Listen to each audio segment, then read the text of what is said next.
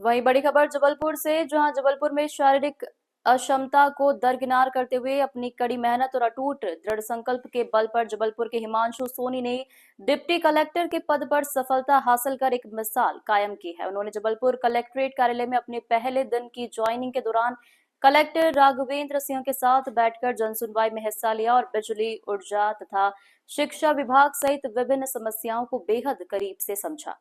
हिमांशु ने बताया कि उन्होंने घर पर ही ऑनलाइन माध्यम से बिना किसी भौतिक कोचिंग की अपनी तैयारी की थी और इंदौर जाकर साक्षात्कार दिया था, जिसके बाद 2024 बैच में उनका चयन डिप्टी कलेक्टर के पद पर हुआ। इस ऐतिहासिक सफलता में उनके परिवार का हर कदम पर भरपूर सहयोग रहा, जिन्होंने किताब, कोर्स खरीदने से लेकर हर जरूरत को पूरा करने में उनका पूरा साथ दिया। इस सफलता पर गर्व महसूस करते हुए हिमांशु के पिता महेंद्र सोनी ने इसे अपने जीवन का सबसे बड़ा और प्रसन्नता का दिन बताया है, क्योंकि उनके बेटे ने तमाम शारीरिक चुनौतियों और बड़े संघर्षों को पार कर यह मुकाम हासिल किया है। उन्होंने कविता के माध्यम से युवाओं को प्रेरित करते हुए कहा है कि ख्वाहिशों से नहीं गिरते फूल झोली में, कर्म की साख को हिलाना होगा। कुछ नहीं होगा अंधेरे को कोसने से, अपने हिस्से का दिया खुद ही जलाना होगा।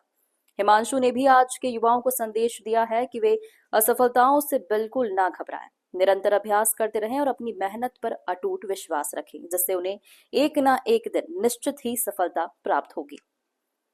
जबलपुर से ग्लोबल इंडिया टीवी के लिए रमाकांत दुबे, ब्यूरो चीफ।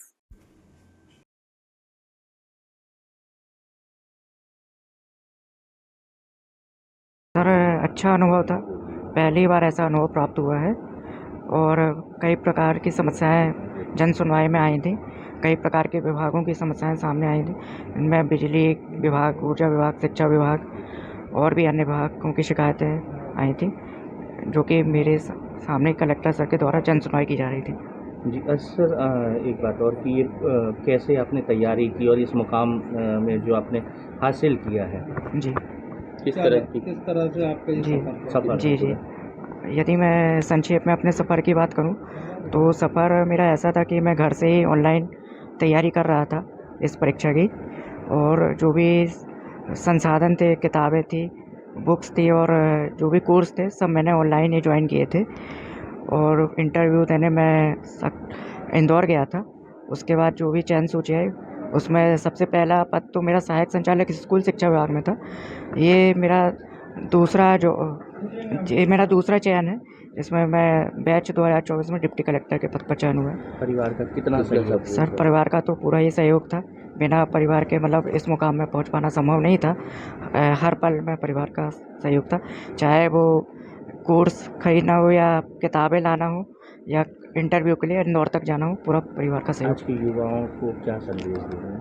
जी, आज के युवाओं को सर मेरा यही संदेश है कि निरंतर अभ्यास करें, अपनी असफलताओं से बिल्कुल भी ना घबराएं और अपने मेहनत पर विश्वास करें। एक ना एक दिन सफलता निश्चित ही प्राप्त होगी। मेरा नाम हिमांशु सोनी, कार्यालय Jabalpur, collectorate Himanshu Soni, deputy collector.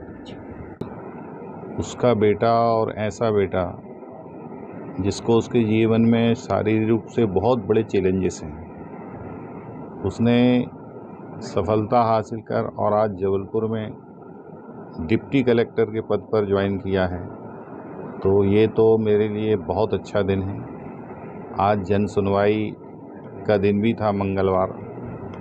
उस जन सुनवाई में माननीय कलेक्टर महोदय जी के बगल में बैठ कर के उसने जन सुनवाई के कार्यक्रम में हिस्सा लिया। जहाँ जैसा कलेक्टर साहब का निर्देश हुआ तो उसके द्वारा सहयोग किया गया। ये किसी भी पिता के लिए, मेरे भर लिए नहीं, बड़े सौभाग्य का दिन है। अंकल, अगर भैया की पढ़ाई की बात करें, किस प्रकार की पढ़ाई रहती थी, कितनी देर पढ़ाई करते थे और आप लोग का सपोर्ट कैसा था? अब उसकी शारीरिक स्थिति देखते हुए तो बिना परिवार के सपोर्ट के उसके लिए कुछ भी करवाना संभव नहीं है। और पढ़ाई का जहाँ तक प्रश्न है, तो जब कोई बच्चा शारीरिक रूप से स्वस्थ रहता है तो उसको करने के लिए बहुत कुछ होता है, खेलने के लिए जाना, कुछ शारीरिक क्रियाकलाप। उसके पास पढ़ने के अलावा कोई क्रियाकलाप नहीं था।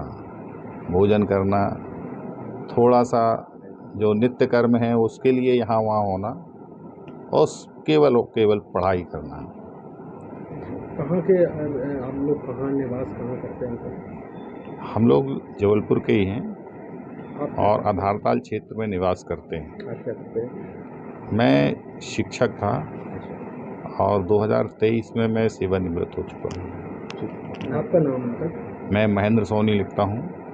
और जहाँ तक आने वाली पीढ़ियों के लिए कुछ कहने की बात आती है, आपने हिमांशु जी से भी बात की इस संदर्भ में, तो मेरे पास बहुत अच्छी पंक्तियाँ हैं उनको कहने के लिए कि ख्वाहिशों से नहीं गिरते फूल झोली में, कर्म की शाख को हिलाना होगा, कुछ नहीं होगा अंधेरों को कोसने से, अपने हिस्से का दिया खुद ही जलाना होगा। तो जब व्यक्ति मेहनत करता है और टारगेट लक्ष्य निश्चित करता है तो पा लेता है एक दिन। ऐसा ही कुछ हिमांशु के साथ हुआ।